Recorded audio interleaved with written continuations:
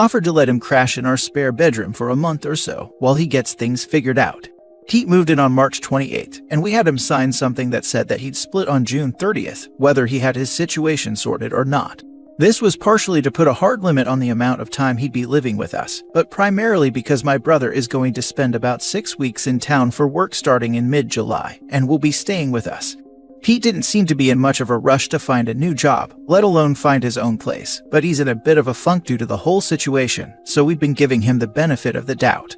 On the 1st of June, my wife reminded Pete of the fact that he had to go at the end of the month. He said not to worry, and that he'd definitely have something figured out by then. She gave him the same reminder this Wednesday, June 12th.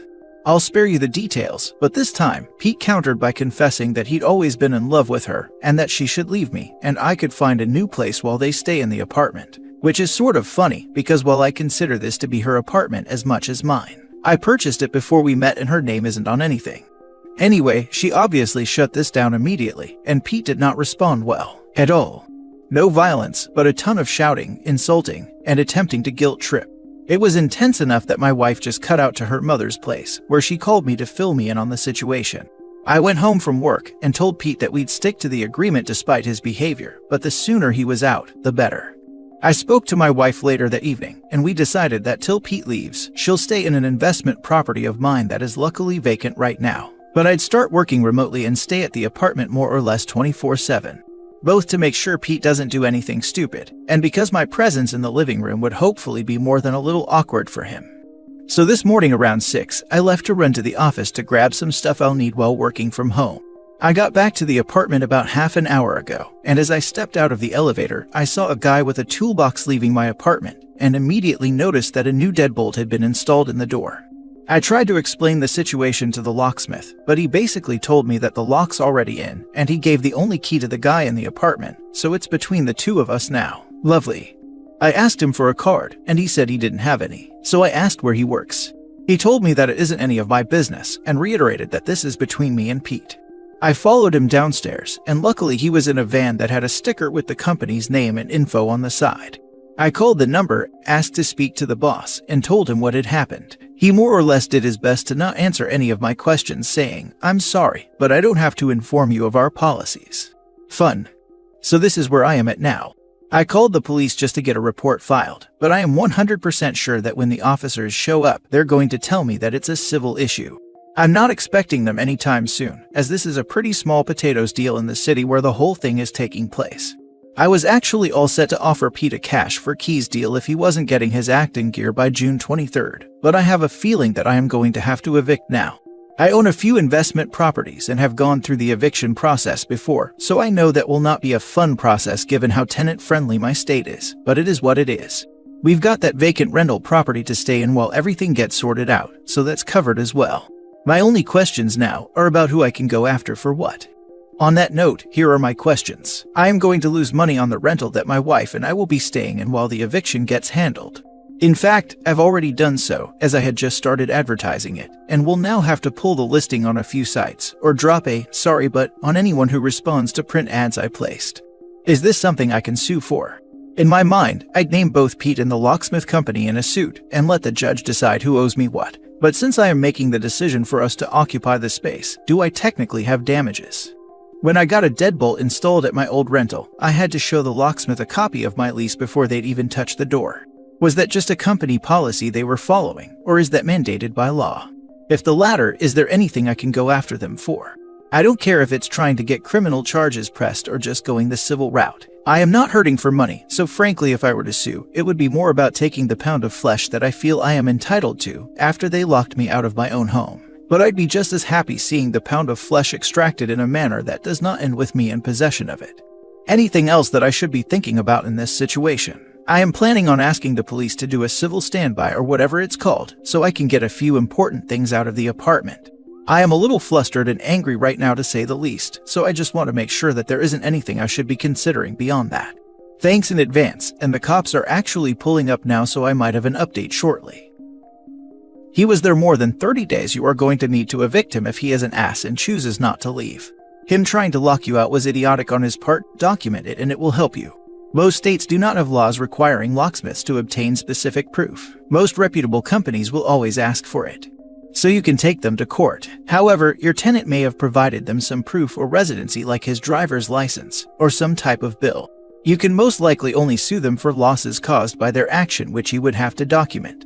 If you reside there, I wouldn't leave. You have just as much right to live there. If it is your primary residence, provide proof of residence and have the police force him to let you enter and give you a key to the locks he had changed. He illegally evicted OP. Let's not forget that. He doesn't own the property, nor is he subletting to OP. He didn't and literally can't evict OP. What he did was vandalize OP's property and has illegally locked him out. If the locksmith doesn't come through for you and won't change the locks, what about forcibly entering? I'm not a lawyer, but I would imagine that there's nothing illegal about breaking into your own apartment.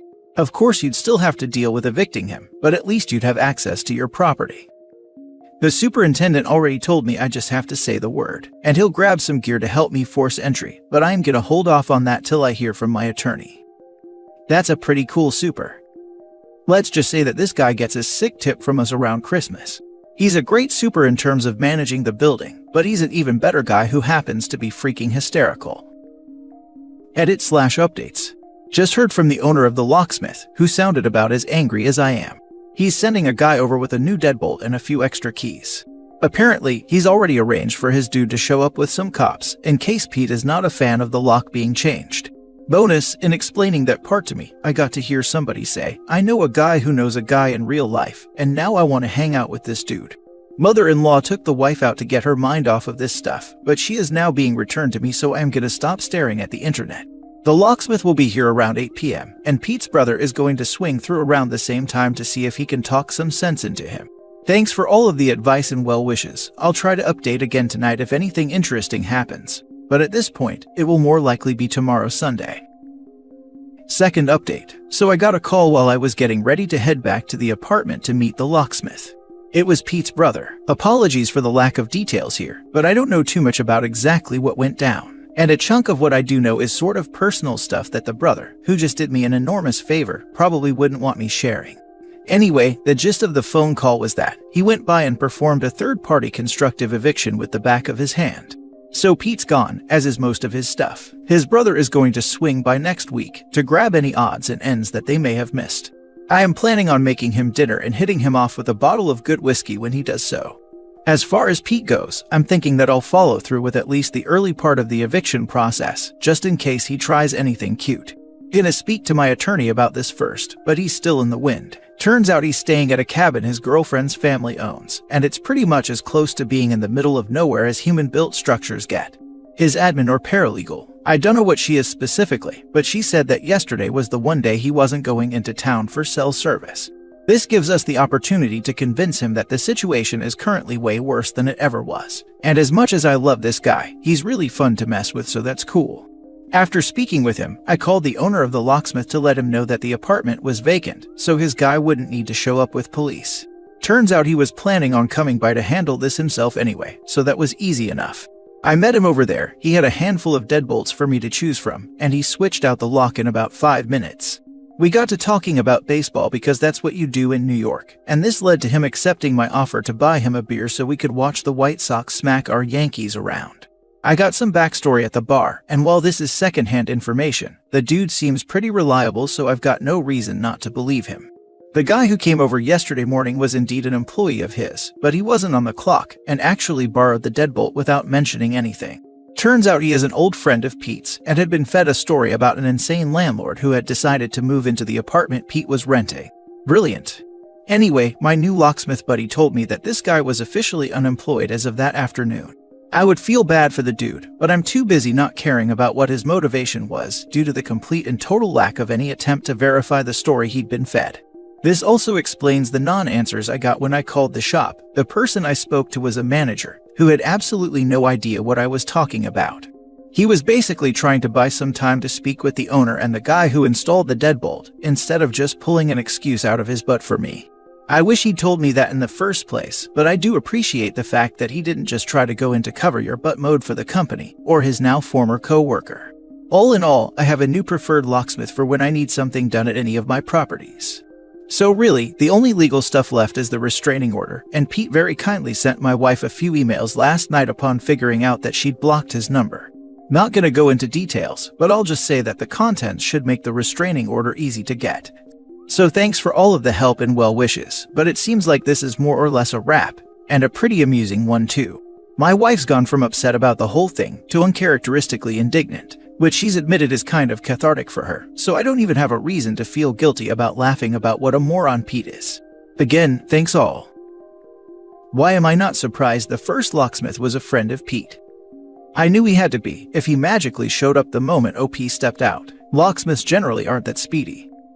I'm not screwing up my job for any of my friends. Locksmiths get paid well from what I know too. That guy screwed himself over. We just had to have a locksmith rekey 3 of the doors in our office because an employee who got fired refused to meet us to hand over his copy of the key. $900 for 2 hours work. Anyway, the gist of the phone call was that he went by and performed a third-party constructive eviction with the back of his hand. Pete's brother is completely done with his BS. I imagine Pete's brother is done with a lot of things. Imagine losing a parent. If Pete did, it's more than likely his brother did. And while you're dealing with that, you hear that your sibling has sexually harassed his longtime friend and locked himself in an apartment that isn't his. Anyone would be mad as hell when they got there. My brother did too much LSD once, and his friends/roommates called me because he was getting out of control. At this point, I was done with his shenanigans of the last few months prior, so I got there, smacked him. He's younger than me but taller, and at the time much heavier, but I just stood on a chair and told him he needed to stop being an idiot and stop harassing his friends. He now tells me he's glad I did that because he was in a fast downward spiral. And after that, he managed to realize he was being a huge jerk and idiot. Now for the last story. My 34 male girlfriend, 32 female, is dying and trying to set me up with her best friend 32 female. My girlfriend of 10 years has terminal cancer. She's in her final weeks of life. We have no children because her health has long been a concern. She's fought cancer several times through her life. We never got married because she is not a believer in the practice, but I would have married her in a heartbeat if she'd wanted it. I love her desperately and always will. 3 months ago, she made the decision to stop the chemo and let things happen on their own. She has been fading fast ever since. She is now bedridden on hospice and sleeps most of the time, but she is still able to communicate when she is awake. All her life, she's had the same best friend. Her best friend is a wonderful, sweet person and a single mother of 2 young boys. Their father was bad, and she lived with us for a while when she was getting back on her feet after leaving him, and during that time, her sons became very close with me. I've always been the male figure in their lives and I enjoy being around them genuinely. I also have a great deal of admiration for their mother, but my feelings toward her have never been attraction of any kind. I love her for the person she is, and because she's always been so important to the woman I'm in love with. A few weeks ago, my girlfriend spoke to me privately and told me that when she is gone, she wants me to continue to be there and take care of her friend and the boys. I told her that of course I would, and she shouldn't be worried about any of that. Then she told me that she wanted me to date her friend. You two would be good together and it just makes sense. She will take good care of you too, she said. She brings it up almost every day now. She had a similar conversation with her friend. Obviously, this isn't something I am interested in pursuing, and her friend doesn't really seem to want it either. But recently during a conversation, her friend said to me, "It's a dying wish. We can just pretend until she's gone that we're considering it and make her feel better." I don't even want to do that though. I want my girlfriend to know that without a doubt she is the love of my life, and I have no interest in pursuing anyone else. She's been the one for me. How do I express this to her without having her feel like I'm denying her any final wishes in life or disregarding her opinion about what I should do with the future? Now for the advice. It's a dying wish. We can just pretend until she's gone that we're considering it and make her feel better. Not sure about that. Sounds like a chick flick movie. You pretend until you don't. How do I express this to her without having her feel like I'm denying her any final wishes in life or disregarding her opinion about what I should do with the future? Babe, I know you want what's best for me, your friend, and her children, but right now we're still in the present. I love you and I want us to focus on our relationship, not on others. You already trying to matchmake hurts me. As a person who has an incurable cancer that has been chock full of complications, that's a lot of the answer right there. She's worried. Soothe the fears and tell her you'll move on when you're ready, but right now you want to spend this time focused on her and your relationship. Also, as someone with cancer, I agree. My view when reading this is that she wants the 2 most important people in her life to be okay. You OP to be there for her friend and children, who sound like they have had a terrible time in life, and for her friend to help and support you OP when she is no longer around. There has been some really good advice on this thread, and I will say if it were me in your shoes OP, I would want to make sure the love of your life knows that you are there for her. You have no regrets in your life, you are sad the way things have worked out, but that you will be okay. You will continue to be there for her friend and children because they are your friends too, and you want to help them because they are good people. You know they will be there to help you as well. But as said, that does not need to be a relationship. But you understand why she is saying that. Also OP, I know how hard everything has been for you all, and I know from my own experience that processing the reality that someone has cancer is literally the worst thing I have ever been through.